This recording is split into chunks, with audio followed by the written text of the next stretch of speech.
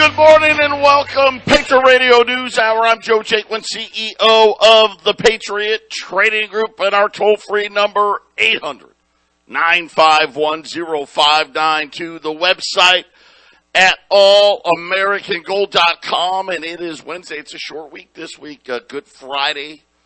We will be closed, so you have about another 48 hours before the office will be closed. But don't worry, you can always go online. You can, our online store is open 24/7, 365, at allamericangold.com. You can hit the shopping cart button, and place your orders.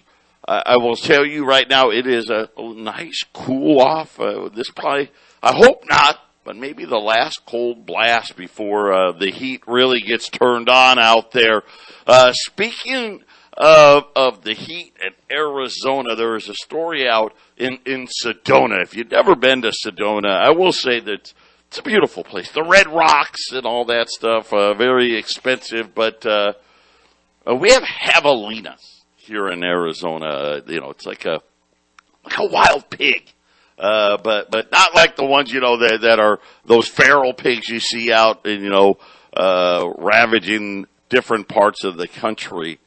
But I did not know this, and we have them here all over the place, especially if you live, somewhere where, maybe the population density isn't so great. But apparently these javelina like Cheetos. I didn't know this. Right, but I guess they do. And in Sedona, this one javelina apparently got the Cheeto bug, right? And he smelled Cheetos that were left in someone's car. Now, I don't know if the door was. I'm not sure how he got into the car. Apparently they left, like it was a hatchback. So I don't know. I guess he jumped in it. I don't know, but he got in.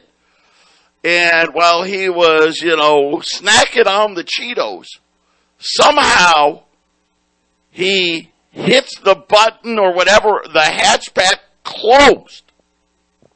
And the javelina locked himself inside of the vehicle. So just a little warning out there, if you're out in the Arizona desert, be careful with your Cheetos because the javelina may want to go get them, Jason.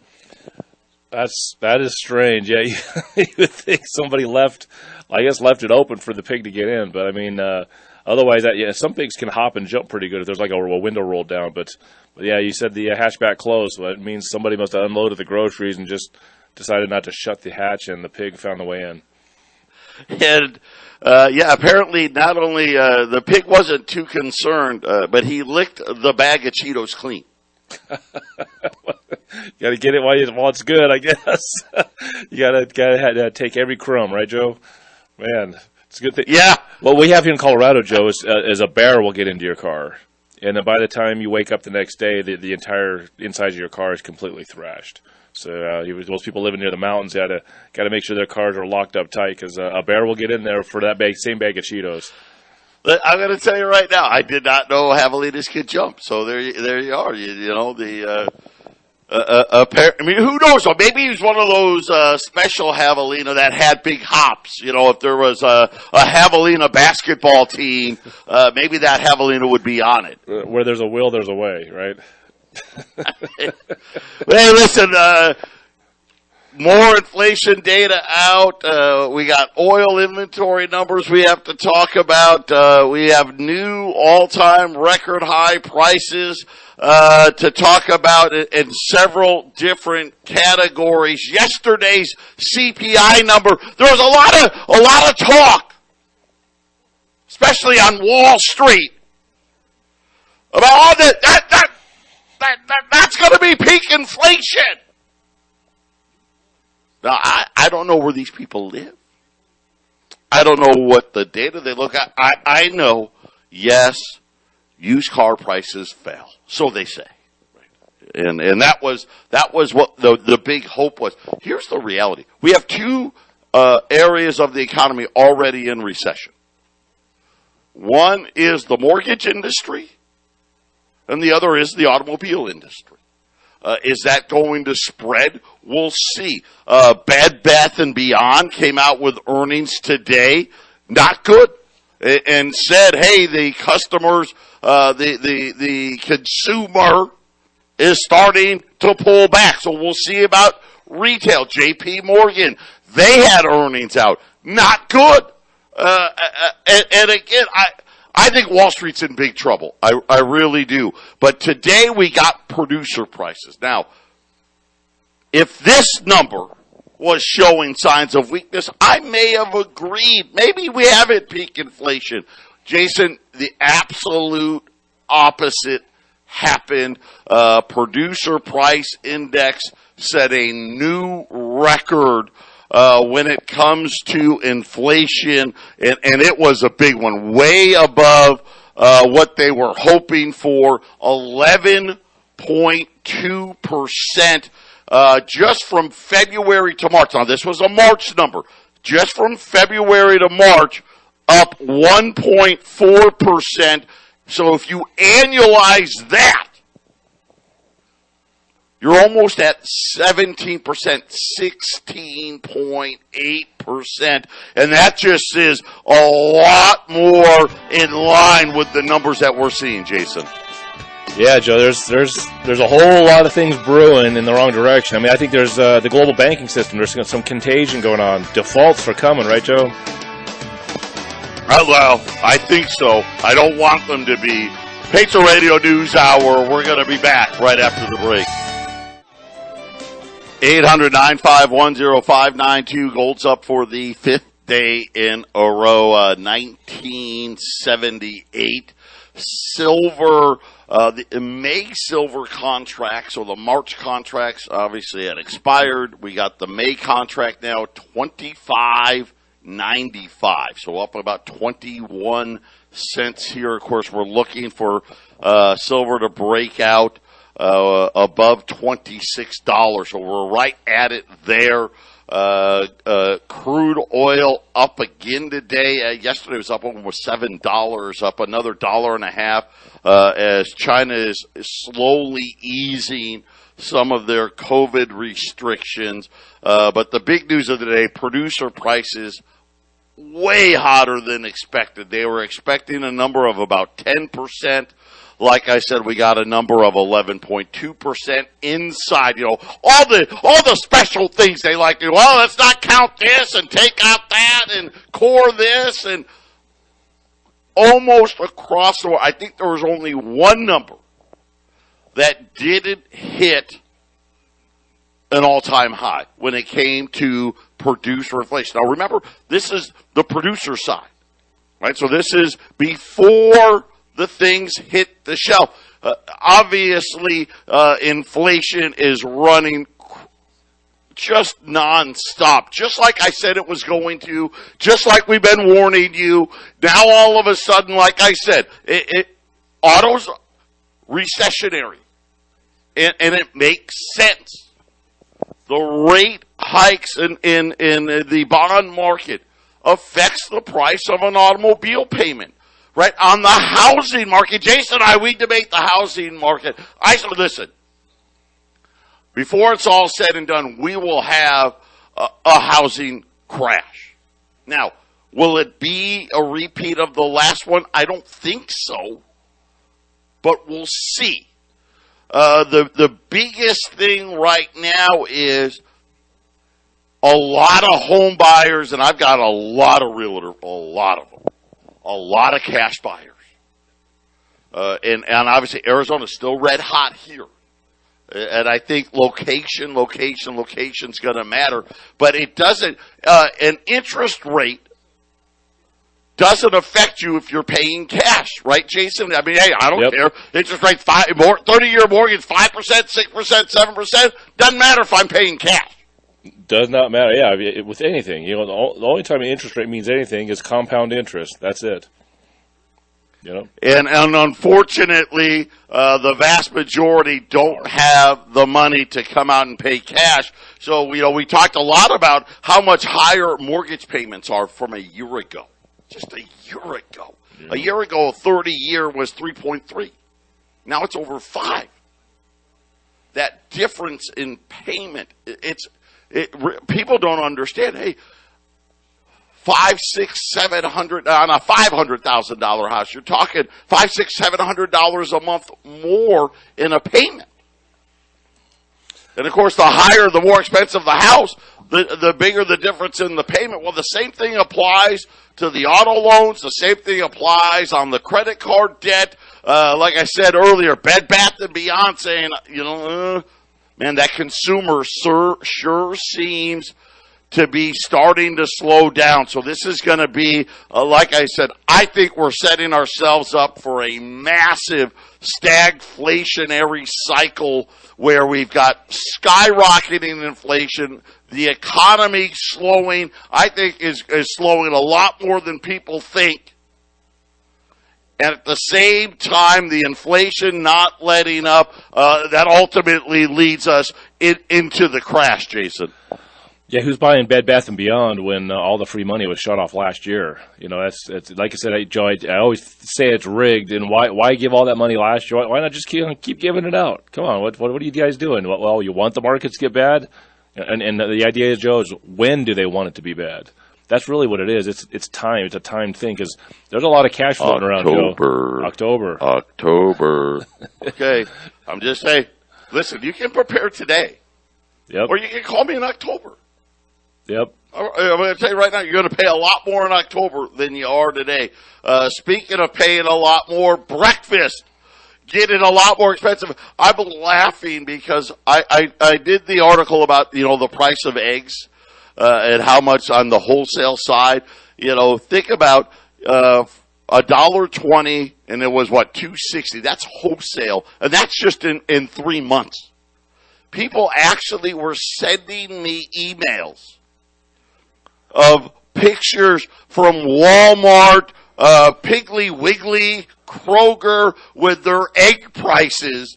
And I just laugh because, it's something you don't realize until all of a sudden you're like, because, hey, maybe you buy eggs, once a month, once every 6 weeks, whatever it may be, and how fast the prices are going up. Well, it's not just eggs.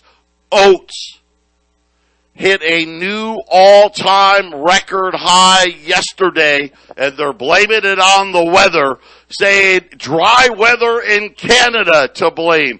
Oat futures hit a record $8.08 a bushel, as they're saying that oat crops are at a decade low, and the top supplier, you guessed it, to the United States, Canada. So we get most of our oats that we don't produce here from Canada.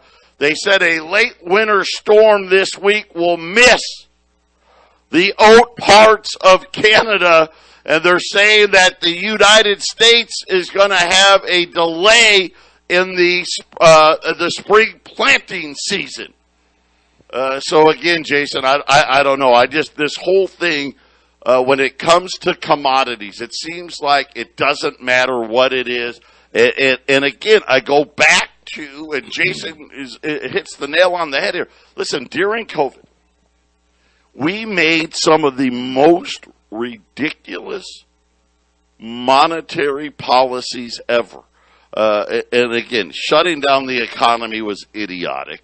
But on top of it, we paid people more money not to work than to go to work. Then we started sending out checks. I mean, I don't even know how many. We sent out so many checks.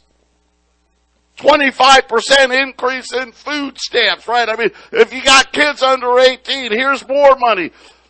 All of that. And you compounded it. All of that. And you compounded it with, hey, don't pay your mortgage or rent on top of that. Don't pay your mortgage, don't pay your rent, you still don't have to pay your student loans. They extended it again. Now you don't have to pay it till September. But the thing about it was it sapped the supply of everything. So it doesn't matter what it is, from sunflower oil to coffee to your grains to crude oil to nickel and copper and lithium and gold and silver. I mean, doesn't matter. Everything is at record low inventories. So all of a sudden, well, you know what? It didn't rain here. All-time record high. Up, it snowed here. Up, all-time record high. I mean, this is what we're facing day in and day out. And now the producers are saying, hey, listen, last month alone, inflation to us was 17%. Need I remind everybody, so far the Fed's raised rates a whole quarter of a point, Jason.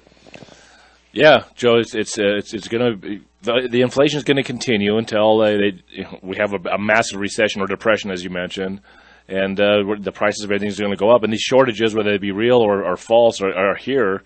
I mean, Joe, for an example, you know, we talked how many times everybody, the chip shortages. Remember the chip shortages? Well, there's a shortage. Still have them. There's a shortage in neon, and neon is the commodity used for the lasers that make the chips. And guess where 45 to 55% of the neon is mined? I know exactly where it's mined. The Ukraine. Yep. That means I use new car price neon or whatever, however they make it. Most of the neon was in the Ukraine. How about another here? Airline tickets skyrocketing. They said ticket prices are 40% more expensive than they were in January. And guess what? The airline said by summer, airline tickets are going to be up 80% from January. Well, they don't even have fuel for those planes in some airports, Joe. So I guess that would probably cause a little problem in the price. Oh, and by the way, he would mention the cars. The car prices might be, hey, there's less cars being sold. Those car prices aren't coming down. If you can't make chips, you can't make cars, and then the used car prices will go up because that's where everyone's going to go. And the car prices. Yeah, listen, there's the car market. You've got an inventory problem. You got like Jason said. There's only so much they could do when it comes to used car prices. They may come down a little bit, but they're not going too far. Nope. Because, again, there's the inability to make cars because they don't have the products to make them with, the expense of that's going on. Now, remember, we got to go all electric. Lithium's out of sight right now. But let's talk crude. We had a really, really weird oil inventory report. So we've got two reports. One is the API. That comes out late yesterday. So every Tuesday after the Wall Street closes, they come out. Now, that's a private sector report.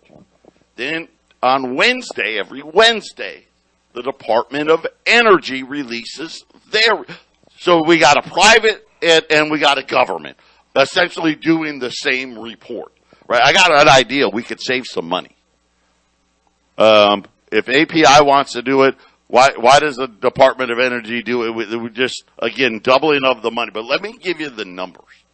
Actual crude, barrels of crude.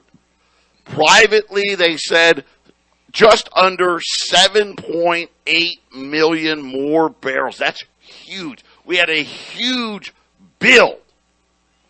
The government said it was even bigger, right? The government said 9.3 million, which we know a lot of that was from the Strategic Oil Reserve. But here was what was really interesting outside of that number. Cushing, Oklahoma, which is really important as far as inventory goes, hardly had any build at all. Wasn't even 500,000 barrels on either report. It was positive, yes, but barely. But then gasoline and diesel. The private sector said gasoline and diesel, between the two, they're basically both down 5 million barrels. So if you added that together, that's down 10 million. And crude inventories were up throw the build in Cushing, 8 million. That was a loss of 2 million. The government side, it was a little better. They said, hey, between gasoline and distillates, we are down 6 million. But either way, one of the big things they said in there was the reason for the bill, Cushing, and then a drop in exports, which they said was for reasons that next week is going to reverse themselves. So on the periphery, here's what this really means. What I'm getting to a point here. Gasoline, if it went down at all, like here, I think gas went down about 10 cents. That's it. We are not going to get lower gas prices. The drive season's getting ready to kick in. And the fact of the matter is, Jason, I think we're going to see new record high gasoline prices before the month of May is over. Yeah, the president came out right before the inflation numbers and said, "Oh, it's going to be really bad. It's going to be really, really bad." He told the American public that it's going to get really bad. And then, of course, they got this isn't so bad. It was only up, 0.6% from the previous month, Joe. But it's the warning that got forgotten about because the number's so-called better. I think the number's going to get much worse, and gas is going to go really high, Joe. 800-951-0592, Patriot Radio News Hour. Gold up 1978. Silver's up 22 cents, 25.96. The Dow tried to rally yesterday, ended up fading and closing down 100 points yesterday. It's up 200 points today, but essentially it's gone nowhere. 34,000 and change, way overvalued. I think we're going to see a significant sell-off on Wall Street. How bad does it get? I think that's really the only question. How bad does it get? It's going to be a whole lot more than 10%, 20%. I think it's going to be quite significant. But again, they keep trying to hold out. Like yesterday, they tried to rally. Oh, yeah, well, inflation's peaked and all. That's nonsense. It's just not true. And I'll just say this. I hope everybody's getting ready for October. That's what I hope for. 800-951-0592. And Jason and I, we've been talking about what's coming next. And we know, here's what we know. We know the world's going digital. I think that's unavoidable. As much as I want to tell everybody we have to resist it, this is really about power and control. And remember, and I keep saying it to you, the bankers hate that you save money. But you're like, wait a minute, Double. Come on now. They always tell you to save for retirement, right? I mean, we've got 5 different channels dedicated to stocks. What are you talking about? Your own son works for Northwestern Mutual. Of course, Northwestern Mutual is like the anti-establishment. That's why they've been around for so long. But neither here nor there. I'm getting sidetracked. They hate you saving money. Now, think about how banking was supposed to work. You put your money into the bank. The bank owns the money. I know that's so hard for some people to understand. And again, I've done it so many times, I won't do it again. It's called Google. Go look it up. You don't own the money, period. The bank can't loan money if they don't own it. That just, come on. It's common sense. By the way, that was banking law 200 plus years before we were a country. By the way, there was, I know it's hard. I know. I understand. Yes, there was an entire world that existed before the United States was ever a country. Joe, what's the old saying? Possession is 9/10 of the law. Right. Well, in this case, it is the law, okay? But anyway, and again, remember, this isn't a law like, oh, Congress voted on it. No, this is banking law, this is SEC law, and there are rules. So, but in exchange for that, hey, man, that was really nice of you. And because you trust us enough, you know what? We're going to pay you interest for allowing us to essentially, hey, you're giving us money to lend it out. It's just like when you buy a stock. It's the same thing. Right? You're hoping, hey, I'm going to lend this company money in the hopes that I make money by lending them money, right? I mean, that's how it works. In the case of banks, though, hey, no, you get paid interest. Well, and hold on. And the interest we pay you will be more than the inflation that we create. Because let's face it, the central bank creates inflation. Didn't used to when our money was backed by gold. They couldn't do that. God, that's why they hated gold so much. We can't create inflation. But that's why the problem with the Great Depression, it wasn't us. Of course it was. Foolish banking practices.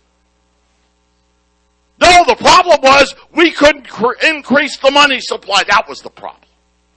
Okay. Well, that worked for a little while. Listen, they were men of their words until the 70s happened.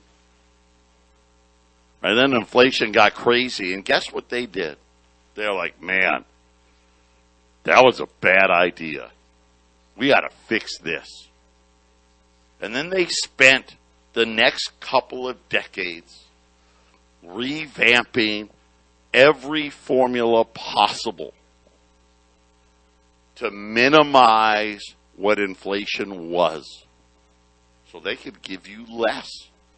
All of you people on Social Security, you know what I'm talking about.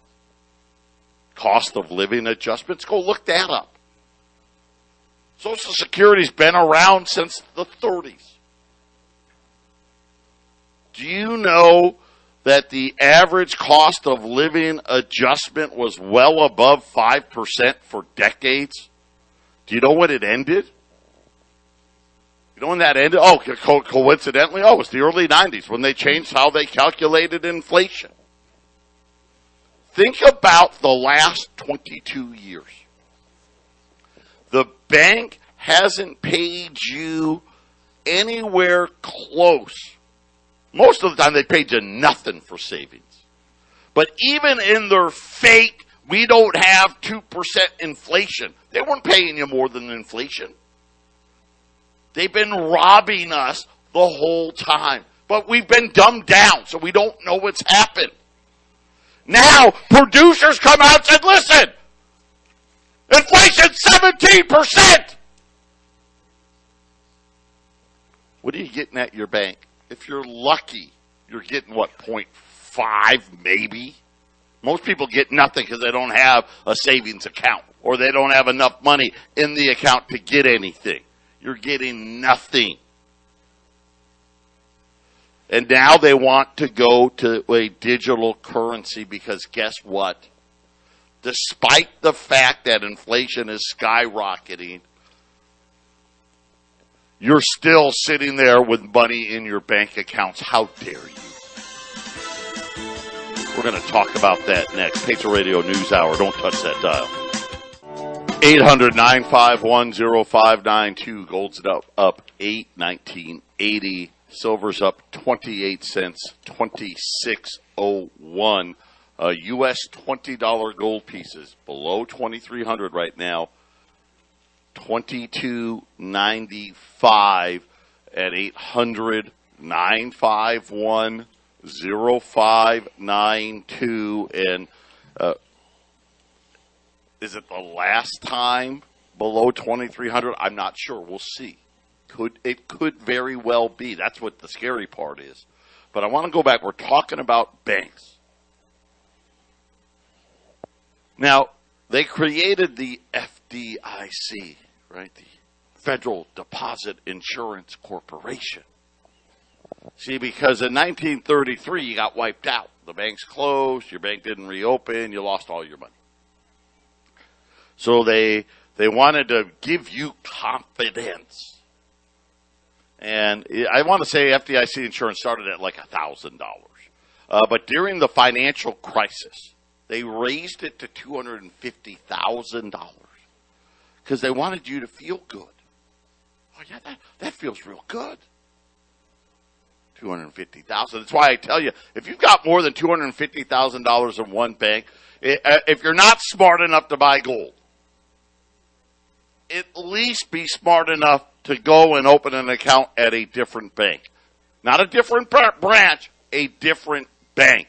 Never, ever, ever should you have more. And you got to remember, you got to add up all your accounts in one bank because they add them up. That's how they do it. At least do that. But I want to tell you, that is an absolute joke. FDI. Why not just say, if it's so great, why not just say, hey, it's fully insured? Right? Hey, whatever you got in there, it's insured.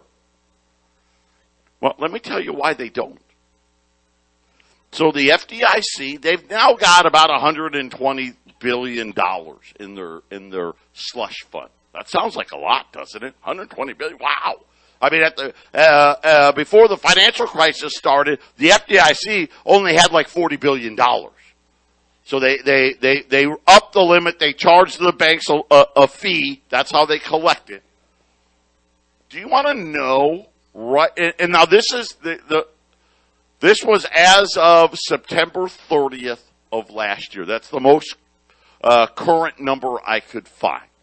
So on September 30th of 2021, do you know what the total deposits in U.S. banks was?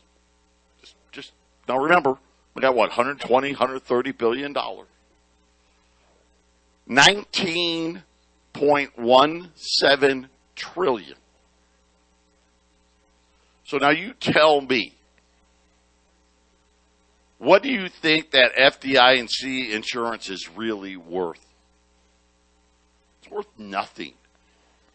I mean, if you bank at Schmuckatelli Bank, okay, well maybe it's worth something, right? A small bank goes under, there's money there.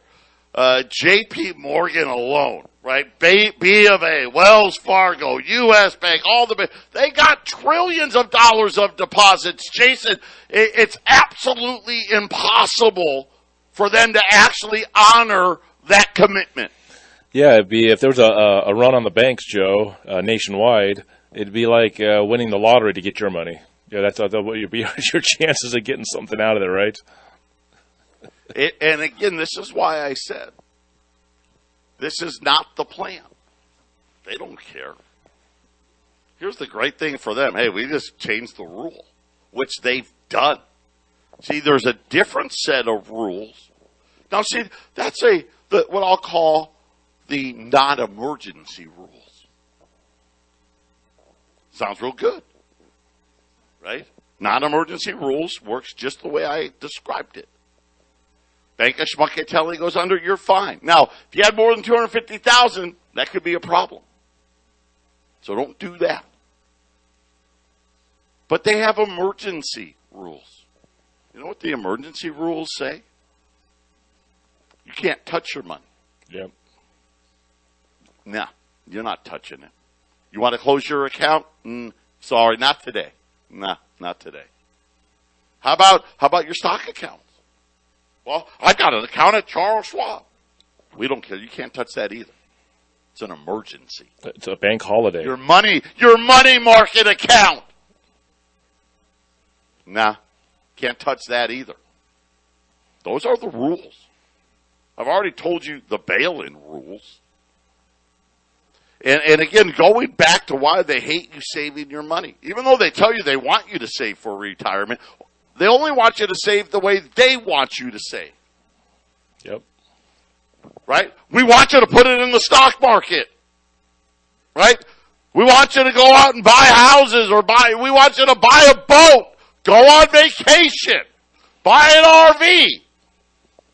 That's great. Put it in the bank. Oh, you're a horrible individual. Joe, we had a type of bank holiday. It's not the same thing in past weeks. Something's wrong with the nickel markets. We'll just shut that off.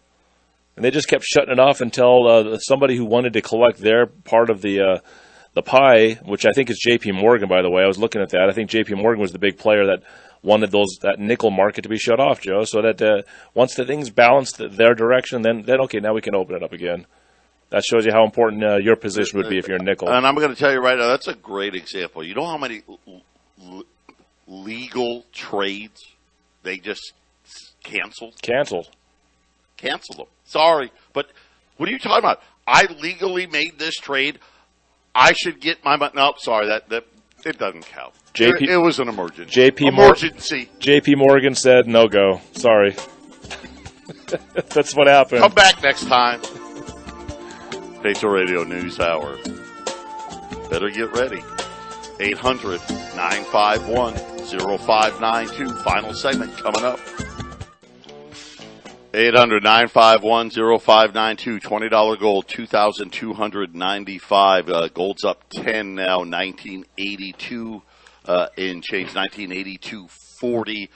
Silver's up 30 cents, 26.03.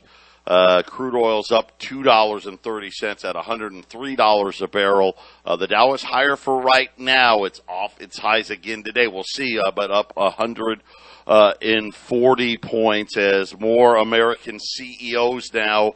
It's earnings season, so we're starting to get the warnings from CEOs, and I'm sure they're all going to be talking about the consumer starting to feel the inflationary pressures and starting to pull back here as the big rate hike cycles are coming in and balance sheet runs off. This is, again, the absolute perfect storm. But understand this. Rules are stacked against you. The rules aren't to protect you. It's to protect the banking system. How do I know? Well, simple. What do you mean I can't go to the bank and close my account? You can do it today. Well, normal times you can. See, we have rules for normal times. And obviously, the last non-normal time we had, the rules weren't very good. All of you guys wanted to pull your money out of the money markets. You wanted to pull your money out of the stocks, get your money out of the bank. Man, we had a big problem. We're going to change the rules. And remember, I wish people would wake up. They don't need Congress for banking rules. They just changed them. When there's an emergency, who gets to decide when the emergency is? Well, they do. What does the rules say? You're not allowed to sell. You're not allowed to close accounts. You don't believe me? Go ask the Greeks. How did it work out when they were having their problems? You couldn't even do it. First of all, they'd only give you $20 out of the ATM. I want to close my account. Now, sorry, but your bank's going to go under. I just saw it on the news. Well, sorry, got to keep it here. Can't do it. They can lock up your E-Trade and your Schwab accounts legally. Your money market accounts. All of the things you think you could draw upon. Believe me when I tell you, will be shut off. And before we get this digital currency, that's what's going to happen. Because they can't go to the digital currency and get rid of cash without the emergency. Right, Jason? That's correct, Joe. That's correct. For most people, when these decisions are made and actions are taken, they're blindsided completely because they weren't warned. You know, let's face it, people aren't listening to this show.